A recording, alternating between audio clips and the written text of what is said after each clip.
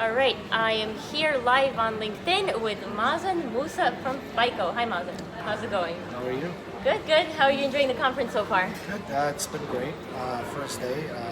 So it's great to meet a lot of people from different backgrounds and different industries for sure, and people that are curious to learn about analytics, innovation technologies, AI, machine learning, and data.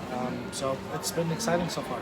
Yeah, and it's in the name. So it's the sixth annual Big Data and Analytics Conference in Toronto, and you're from Montreal, right? Yes, I'm based in Montreal, but I spend the majority of my week in different Canadian cities, mainly Toronto, to work with our customers across different industries and banking, financial services, airlines, government institutions, telcos, and of course insurance and healthcare as well.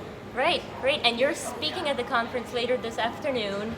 Tell us a little bit more what you're going to talk about. So today I'm going to be talking about the best ways to operationalize AI and machine learning and advanced analytics. It's been a key challenge for a lot of the institutions and organizations, I'm going to be talking about the different challenges that these institutions are facing.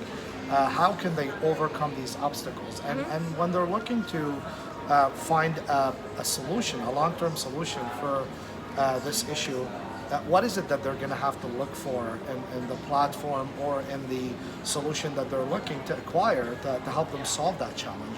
And I'm going to be also given some examples of leading institutions in Canada that have actually overcome this challenge, and how did they approach it? What are the benefits that they could get?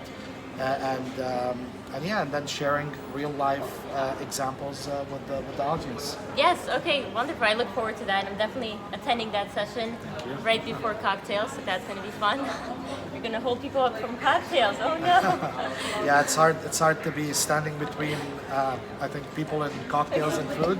But I'm sure the topic will attract. And before we get into it, just wanted to let people know, if you have comments or questions on anything we're talking about, just go ahead and jump in with comments, and we'll try to get through as many as we can.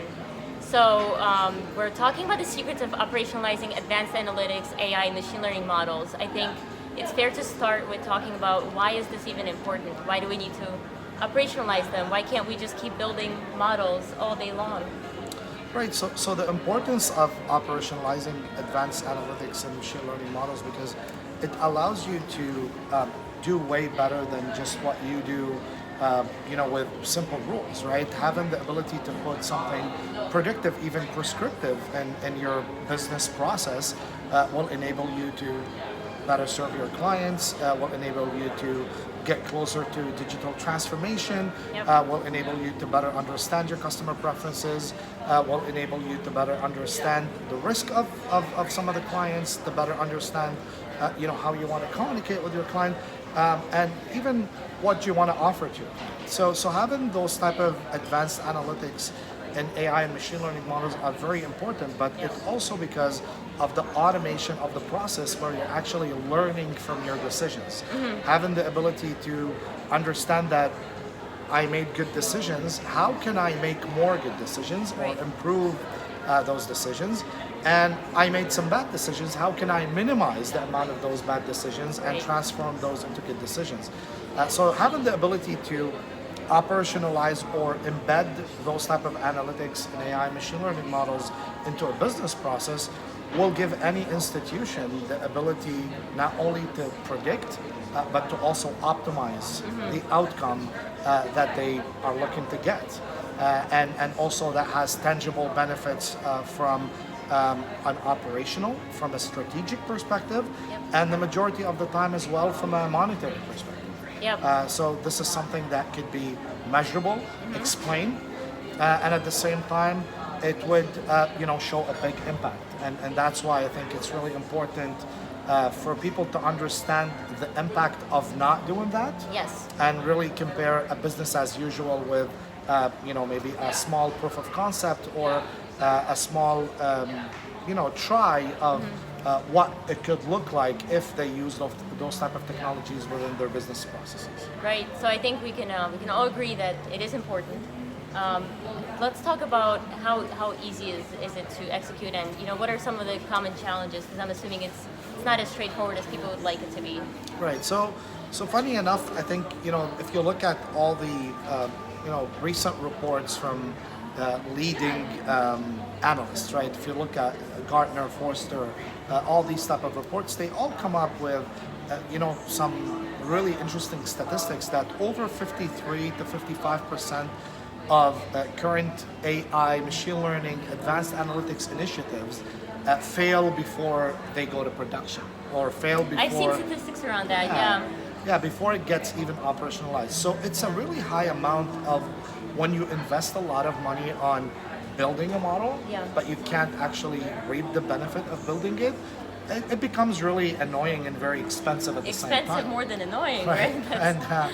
And having the ability to operationalize those type of models is becoming key. So some of the obstacles that institutions are currently facing, one is the lack of technology that give them the ability to do that. Sometimes is the business relies on IT organization to do that for them, and this could be a lengthy process. Some Right. organizations have shared some, astonishing timeline with us that goes between 6 months to sometimes a year to deploy something into production. And by the time By they the deploy time they do it, yeah. you really Do they lost still the do it? impact of deploying that type of model. Yeah.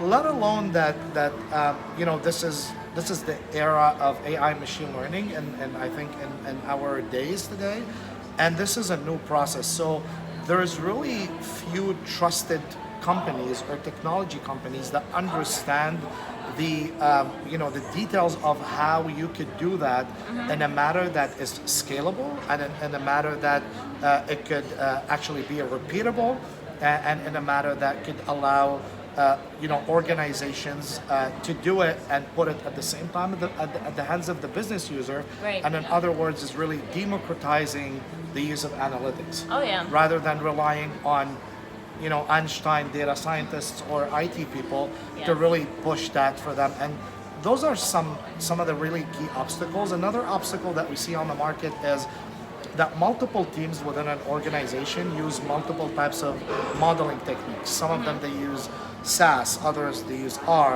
Python, Yep. PMML, MATLAB, right? Yeah.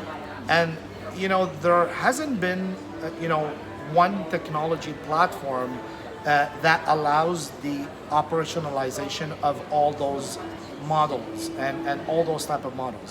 So really when organizations find it expensive that they need to operationalize different models leveraging different technologies, it could become really expensive Yeah. and it could become a showstopper for a lot of organizations to go forward with these It types can of be projects. complicated as well, not only expensive, but just Of course, yeah. And so the real solution is to look for organizations that allow you to really operationalize both open source analytic models that leverage open source languages and also private like SAS and others. So having one platform that centralizes all that execution Yeah. and enable easy ingestion of that analytics into any type of business process, leveraging any systems and the ease of integration Yeah. is going to be key driver to overcome these type of challenges. yeah, absolutely. I think the more you can streamline all those systems into one centralized place, the more effective you'll be.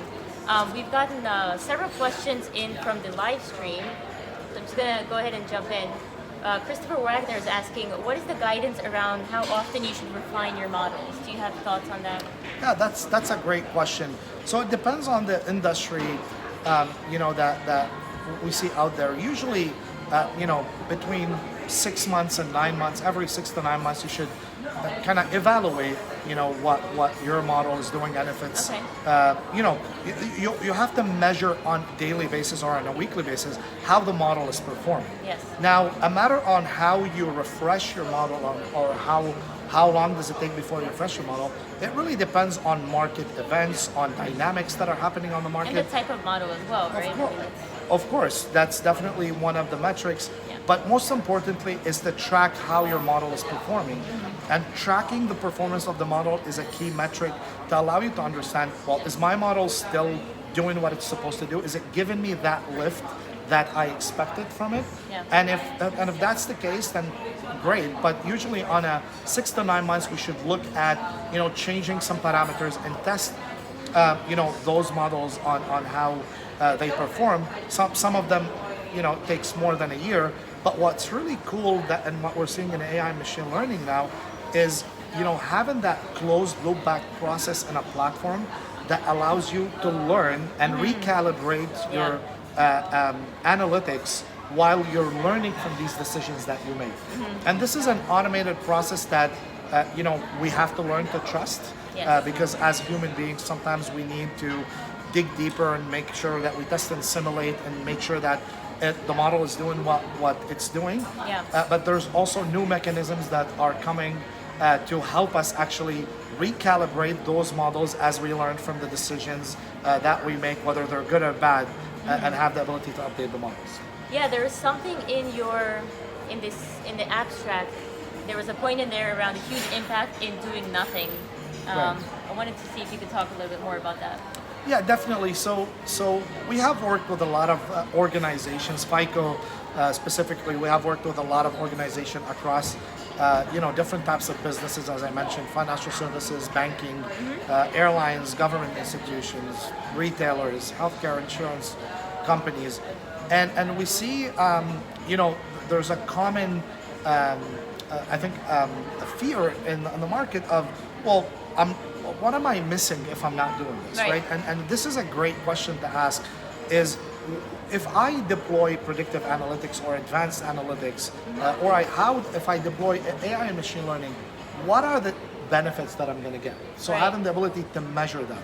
So we've worked with some companies and we've seen fantastic benefits coming to those companies from an efficiency perspective, right? From the ability to send more targeted, personalized offers to their clients, have the ability to better understand the risk of their clients, having the ability, for example, to telcos to understand, a customer, how likely is he to churn before he churns, Right. To understand also, for somebody, for example, how is he price sensitive? How would he react to a certain offer if we provide him with an offer? Yeah. So having those, types of questions answered are really very valuable to every organization. They are. And we've worked with some Canadian customers, where we've seen a great increment in reducing fraud, leveraging those type of technologies. We've worked with institutions where we've seen profitability increase significantly by 27%. We have seen other organizations reduce churn to almost 0%. Wow. By predicting or proactively understanding the customer behavior before they act on it, right? Okay. And have the ability to present something to them to actually, enable them to stay as a satisfied customer rather than losing them. Of course. And sometimes also understand, how do I need to better communicate with my client? Increase that customer satisfaction is key. So as I mentioned, there's always benefits that you could measure, that could be monetary or they could be operational.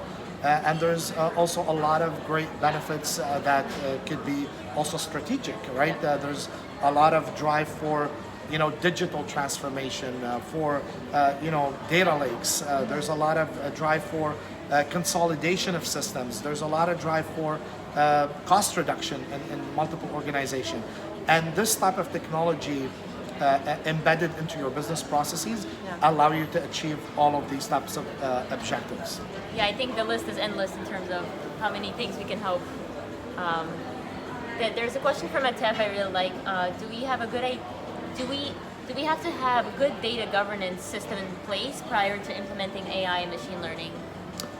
Definitely, data governance is a I think a key metric in the modeling life cycle, right? Or what we call the analytics life cycle, right? Yep. So development of analytic models is one key aspect. The other one is the operationalization and deployment, and of course, governance is a really key piece, right? Oh, so absolutely. all of these three, they complete each other, right? Yes. So having a system where you could, again, track the performance, having the ability to explain your models, having the ability to actually understand, when you last updated your model, and have the ability to really do full governance on the model is definitely a key aspect, not only to do AI and machine learning, but to also do any type of advanced analytics in any organization. Especially now we're seeing in the Canadian market where, OSFI and other organizations, they're coming with, very, I think, strict regulations on tracking. E23 comes up to mind when we talk about banking and financial institutions. Yeah. This is a new regulation that I think was adopted, I believe in the U.S. initially, and then is coming now to Canada. So having the ability to have that type of fully managed process to, abide by to the law, or to have the ability to, explain your decisions and have the Yes. ability to govern your modeling process is definitely a key metric. Yes. Yeah, absolutely. I agree. So, question from Sinian. How do you handle missing values for real-time models which expect predictions in less than a few milliseconds? Sorry, So, do you mind? handling missing values, so you're working with real-time data. Uh-huh. The expectation is you're going to get results almost live.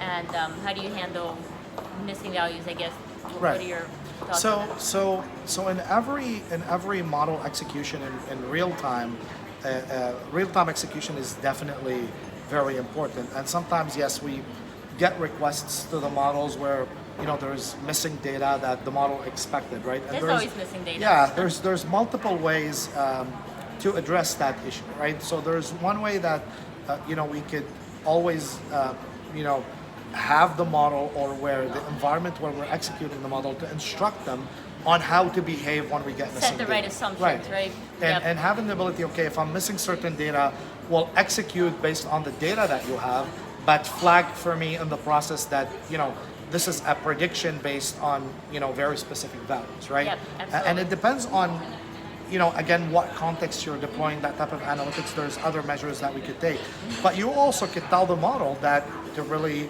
not do anything on when you have missing data, or to return an error to the existing system. So you and can then, enter the data. Right? of course, so you can Yeah. actually provide that type of missing data, so you could run the analytics. There's also another type of in a system, in a good operationalization system, where you could actually leverage what we call historical data, or you could leverage also learnings from other decisions Like to maybe this was complement. missing before Of course, we did yeah. this. Okay, to yeah. kind of complement that type of data, to be able to augment it and have the ability to execute it and get to an optimal outcome.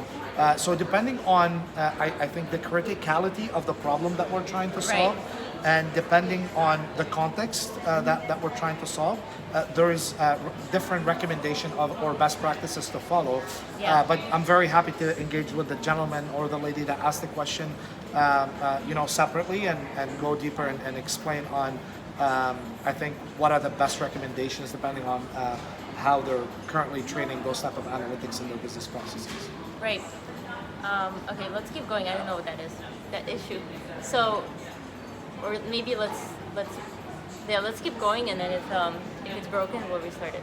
But Ryan actually asked a good question of if there are any industries proven to be. Oh no, we froze. It's the Wi-Fi. It's the damn Wi-Fi. So they told me to keep doing it.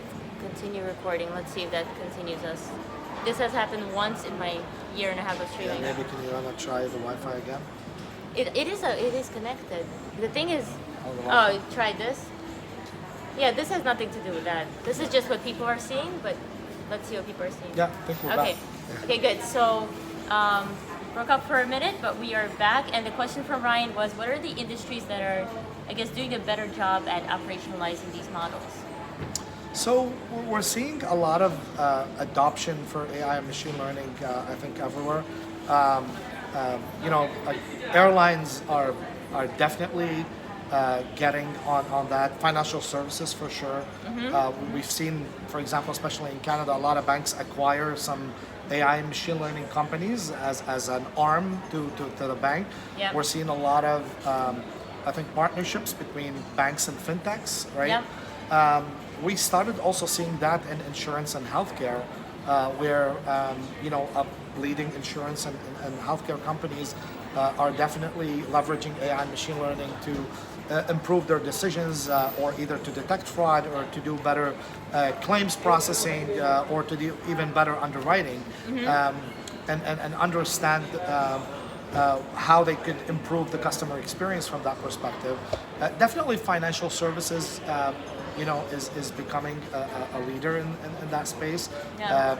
Again, airlines, insurance. So the adoption is really great across multiple industries, and this is fascinating because really this combination of the predictive analytics, prescriptive analytics, and the combination with AI and machine learning is, I think, taking us to breaking, I think, the limits and going into achieving greater and better results everywhere.